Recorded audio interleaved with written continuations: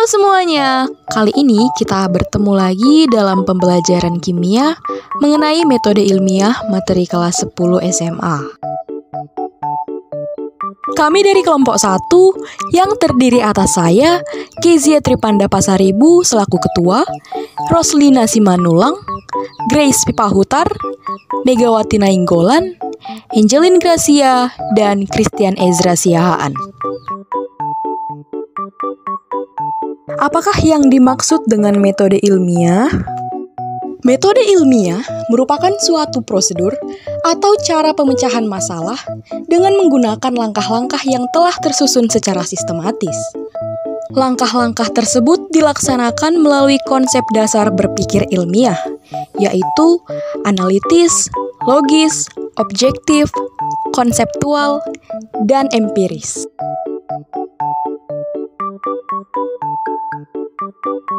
Adapun langkah-langkah metode ilmiah yaitu 1. Identifikasi masalah. Mengidentifikasi masalah misalnya dengan mengamati lingkungan sekitar atau melalui artikel maupun buku. 2. Merumuskan masalah. Rumusan masalah erat kaitannya dengan tujuan penelitian. Ada beberapa hal yang perlu diperhatikan saat merumuskan masalah, yaitu berupa kalimat pertanyaan, dapat diuji atau diobservasi, dan pertanyaan harus jelas dan mudah dimengerti.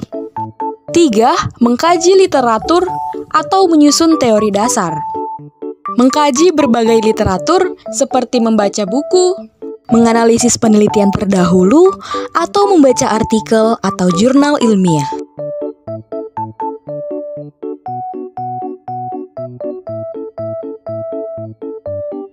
4. Membuat hipotesis. Hipotesis adalah jawaban atau dugaan sementara dari masalah suatu penelitian.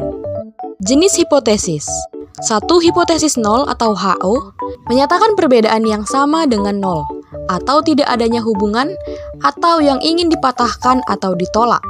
2. Hipotesis alternatif atau hipotesis kerja HA atau H1 menyatakan adanya perbedaan antara kedua variabel dalam percobaan atau adanya hubungan.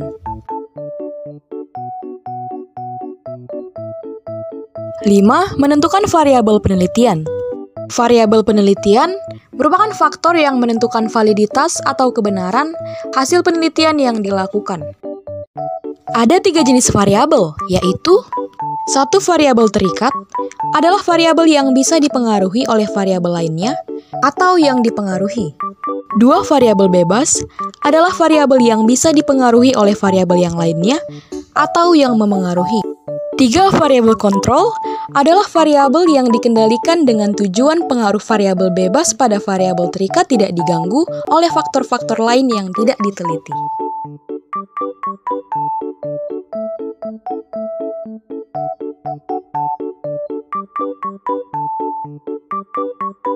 Enam, menetapkan prosedur kerja. Prosedur kerja merupakan langkah-langkah yang terperinci dan runtut. 7. Menguji hipotesis atau melakukan eksperimen, observasi, atau survei. 8. Mengolah dan menganalisis data. Data-data yang telah diperoleh dari uji hipotesis dicatat dan diolah ke dalam bentuk tabel, grafik, atau diagram sehingga mudah untuk dianalisis. 9. Membuat kesimpulan. Hasil analisis data menghasilkan suatu pola atau kecenderungan yang dapat dijadikan landasan untuk menarik kesimpulan. Kesimpulan adalah suatu pernyataan yang merangkum apa yang sudah dilakukan dalam kegiatan penelitian. 10. Mempublikasikan hasil penelitian. Setelah menyimpulkan hasil penelitian, selanjutnya adalah mempublikasikan dalam bentuk tulisan berupa laporan ilmiah, lisan, presentasi, dan forum-forum ilmiah lain.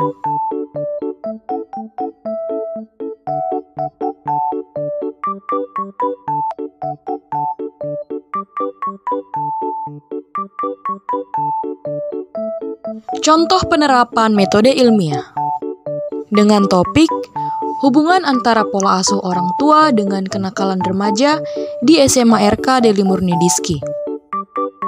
Identifikasi masalah. Siswa SMA RK Deli Murni-Diski yang tertangkap merokok saat acara sekolah. Merumuskan masalah. Mengapa siswa SMA banyak yang kedapatan merokok?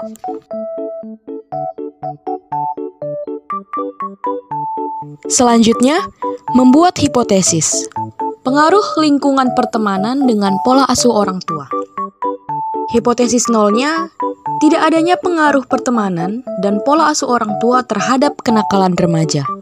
Hipotesis kerja atau hipotesis alternatifnya, tingkat pengaruh pertemanan lebih tinggi daripada tingkat pengaruh yang disebabkan oleh pola asuh orang tua terhadap kenakalan pada remaja. Menentukan variabel, yaitu sebagai berikut. Dari topik yang kami bahas, yang menjadi variabel bebas adalah pola asuh orang tua. Variabel terikatnya, kenakalan, dan variabel kontrolnya, remaja di SMA RK Deli Murni Diski. Menguji hipotesis bisa dengan melakukan eksperimen, survei, atau observasi. Misalnya, mengamati kehidupan siswa-siswi SMA RK Deli Murni Diski di rumah atau di lingkungan keluarga. Mengolah dan menganalisis data, misalnya dalam bentuk tabel. Selanjutnya, membuat kesimpulan, dan yang terakhir, mempublikasikan hasil penelitian.